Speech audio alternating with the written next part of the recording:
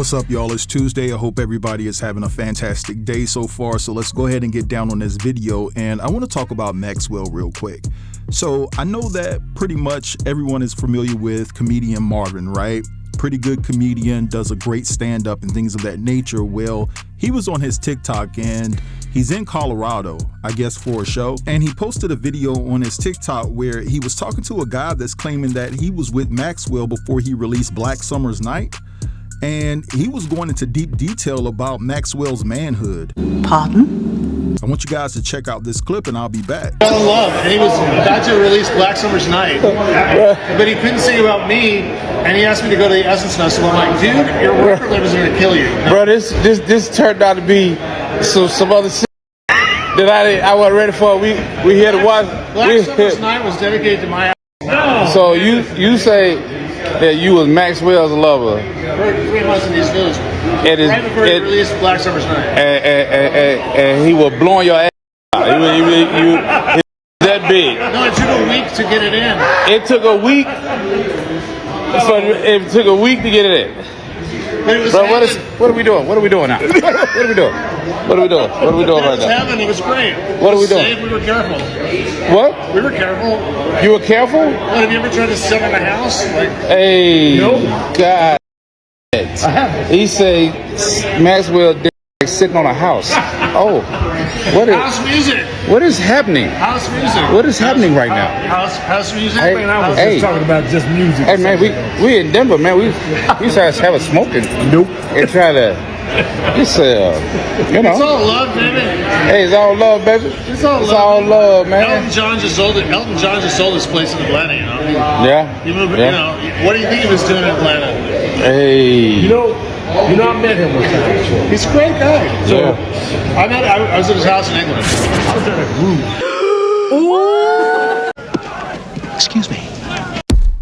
All right, so we heard what Dude had to say. He's claiming to have been with Maxwell in an intimate manner. He even went on to say that Maxwell's album, Black Summer's Night, was dedicated to his ASS. Alrighty then. Now, I don't know if Buddy meant that literally or figuratively, but we're going to be a little bit messy today and say that he meant that literally. Then he goes on to say that it took Maxwell a week to get it in. I mean, he is going into graphic detail about their hookup and things of that nature. And it's just crazy that he's being a chatty patty. Now, he could be lying about the situation, but hell, I don't know. He even went on to say that he visited John Elton's mansion. So listen, we can take it with a grain of salt, but he was a little bit detailed there, I will say. But anyway, let's move along. And I want to talk about Diddy real quick because he's been hit with another lawsuit. And this time it's coming from another John Doe who claims that Diddy essayed him when he was just a minor. And the story goes like this. He says that he was already working as a child actor when he was invited to a Hollywood Hills party back in 2007 as a networking event, right? To get to know people in the business and so forth and so on. And then he says that he met Diddy. And then he says that Diddy invited him to talk in private about his career and further opportunities. Then he goes on to say that once they were alone, Diddy started caressing him and then he worked his way downtown. Now, while Diddy was working his way downtown, Dude started to voice his displeasure to Diddy and he told Diddy, hey, you're making me uncomfortable, but Diddy went on and did his thing anyway and finished him off. And so once Diddy was done, John Doe claims that Diddy said that he would keep him in mind for future opportunities, and he left him in the room by himself. And so John Doe goes on to say that this unwanted encounter left him in an absolute state of shock, so much so that he just left the party abruptly. And so now he's suing Diddy and some agents who he claims that had a duty to protect him from dangers like this, and he's suing for unspecified damages. And so a rep for Diddy by the name of Judah Engelmeyer says that the allegations from this so-called nameless child actor are false and ridiculous.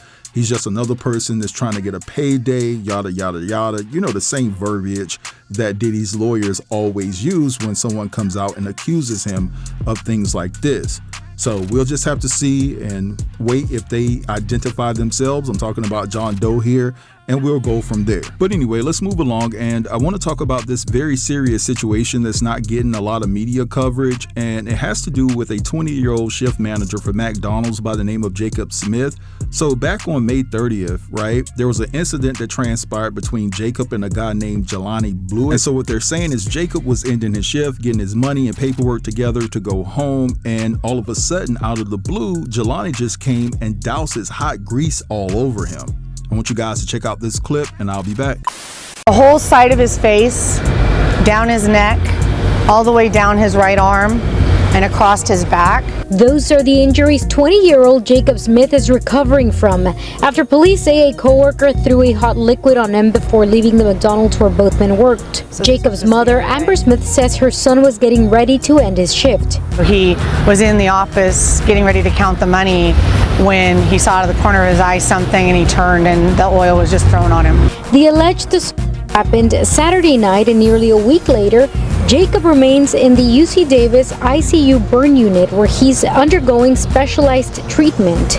His family believes the liquid thrown on him was hot oil. The pain he's experiencing is so excruciating that they can't give him a level of pain medicine outside of the ICU. They're just telling me that their goal right now is to decrease the size of the burn on his back and his neck area to try to minimize the amount of skin grafting that they're looking at having to do. But it could potentially become more painful. Yuba City Police have identified the suspect as Jelani Blewett, but what led up to the alleged assault remains unclear. Blewett was arrested by Sutter County deputies facing charges of battery causing serious bodily injury. I want justice to be served. I want him to serve the time that he needs to serve, for what he's done to my son. I don't wish bad things towards him. I want him to understand that what he did, really understand what he did, and the pain that he caused to my son is excruciating. Jacob is expected to undergo a surgery next Thursday, but at this time his family tells me there is no timeline for his recovery, so they're just taking it day by day and staying by his side. In Yuba City, Marisela de la Cruz, KCRA 3 News. All right, so you guys just saw that, and I did blur out the images. They're just that graphic. I mean, very sensitive information there. If you want to check out what the end result of this horrific attack was on Jacob Smith, just look up the case for yourself.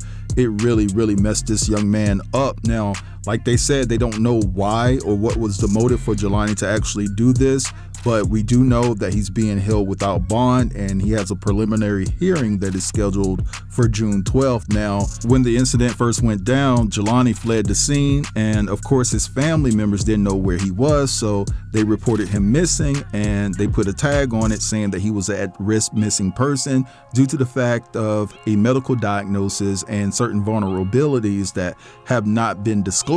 And so I guess in the next coming days, more information will leak out about what led Jelani down this path to actually throw hot grease on Jacob. You know what I'm saying? What was said? I know people are going to say it doesn't matter what was said. You can't act this way based off of the fact that somebody said something to you that you didn't like, and you resort to this type of violence, okay?